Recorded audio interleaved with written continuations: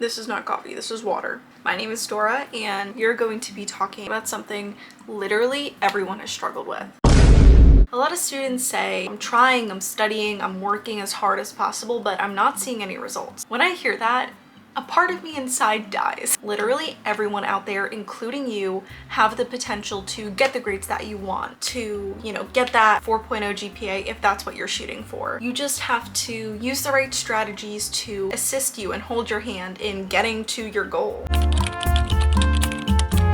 The first tip that I have is probably one of my favorite ways to study, and it has everything to do with this thing called active recall. Active recall basically requires you to not only put newly learned information in your words, but be able to elaborate on it and explain it to other people. If you're using active recall, you are more likely to not only get information to stick to your brain, but you're also able to understand the information with a lot more depth. For me, the first tip that I use is called verbal active recall. This is also called Dora talking to herself in the library because she has no friends, she is stressed, and she needs to study for school. I will talk out loud to myself in the library or a cafe and try my best to not only elaborate on the information, but try to explain it without looking at my notes. The only way that this study strategy works is if you don't have any assistance from your notes. You are not only teaching yourself to remember what is correct, but you're also training your brain to think in certain ways. This means that you will drastically increase your likelihood of memorizing the information, and that will make you smarter.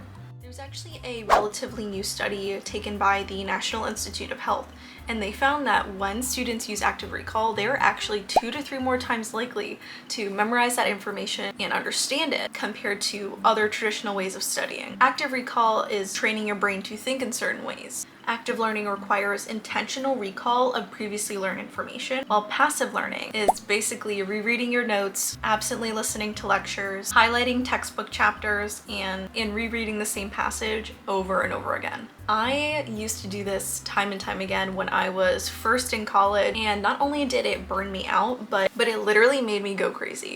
Next tip that I have for you is something called the Blurting Method. There was this German psychologist who conducted a lot of studies in the 1800s, and he basically found that within the first hour of learning something, students would forget up to 50% of the information. That is insane. Imagine trudging yourself to a lecture. It's a cold morning, you're tired, you didn't sleep the night before. Not only do you go to class for an hour, but you forget half of the information after you leave class. What I want you to do is not have your notes outside anywhere. Tuck it away in your backpack, forget it exists, and set a timer for 10 minutes and see how much information you can put down on a piece of paper without looking at your notes. It doesn't matter if, you're writing down keywords from the lecture that you just had, or if you're writing down vocabulary words, or even drawing pictures. For me, what I do is I really try to remember the key vocabulary words in class, because as a biology student, that was one of the most difficult things that I struggled with. I could not remember vocabulary words to save my life. After those 10 minutes, what you want to do is take out a different colored marker and try and correct yourself by comparing what you wrote on that paper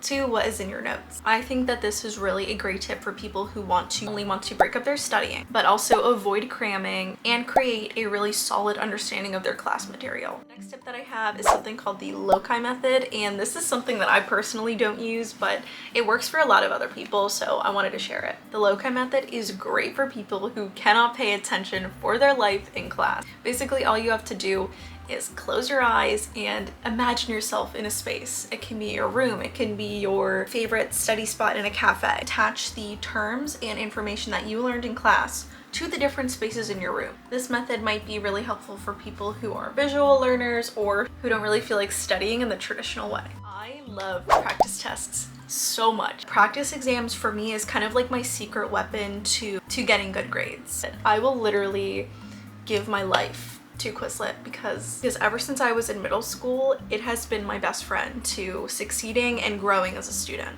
Getting things wrong is a really, really good thing. You're actively working to train your brain to think in the correct ways. I'm telling you, there are a billion different resources on the internet for you to use to do practice tests. If you want to turn yourself into an academic weapon, use practice tests and subscribe.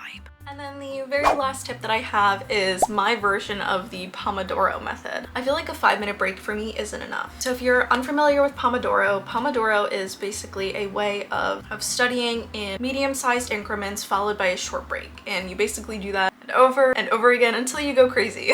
For me, I don't ever use the Pomodoro Method because those 5-minute breaks for me are just not nearly enough. I will do 25 minutes of work after a certain period of time has elapsed.